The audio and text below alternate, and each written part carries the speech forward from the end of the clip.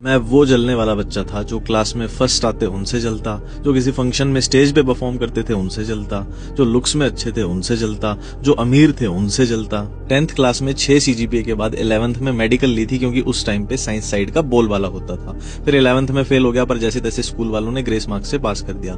फिर +2 में PCB में 52% आए थे। एम्स का अलग से पेपर होता था जिसमें 60% मांगे जाते थे, मतलब मैं एम्स का फॉर्म तक नहीं भर सकता था। फिर BSc में एडमिशन ले लिया, 7 दिन BSc में गया। फिर कार्बन का एटॉमिक नंबर नहीं पता था, इस पे पूरी क्लास में बेइज्जती होगी, सिर्फ इस वजह से BSc छोड़ दी।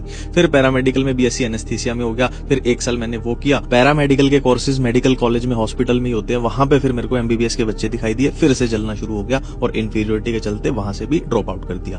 अब मैं MBBS के पीछे भागने लग गया था। उस टाइम पे नीट नहीं होता था, AIPMT होता था। फिर 2016 में नीट आया तो ये टोटल मिला के यहाँ पर 4 ड्रॉप हो गए थे, पर सिलेक्शन फिर भी नहीं हुआ था। अब यहाँ तक मेरे टोटल 5 ड्रॉप हो चुके थे और ड्रॉप की हिम्मत नहीं बची थी तो वेटनरी में एडमिशन लेना पड़ा, पर नीट का भूत दिमाग से निकल नहीं रहा था। फिर से मैं नीट में घुस गया और वेटनरी के 3rd ईयर में मैंने फिर से ड्रॉप आउट कर दिया। तो इस पॉइंट पे मैं 12वीं पास करने के 8 साल बाद भी सिर्फ 12वीं ही पास था और मैंने कोई ग्रेजुएशन डिस्टेंस से नहीं की थी। तो इस पॉइंट पे मैं ग्रुप डी जो PN चपरासी वाली होती है वो भर्ती ट्राई की, होम ट्यूशन 9-10th क्लास के, क्योंकि मुझे बाकी सब्जेक्ट तो आते नहीं थे। फिर मैं यूट्यूब में घुस गया जहां मेरे को कुछ आता तो था नहीं, सब्जेक्ट की नॉलेज थी नहीं, मैं ट्रिक्स बनानी शुरू की।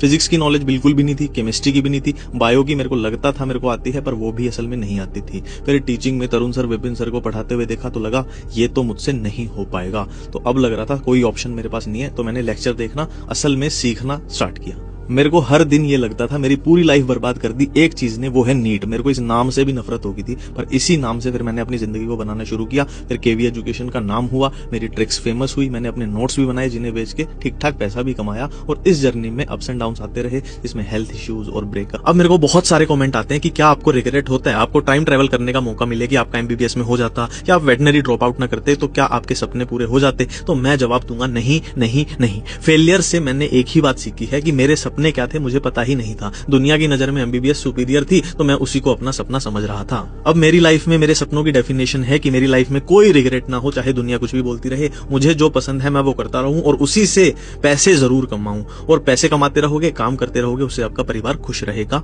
That's it.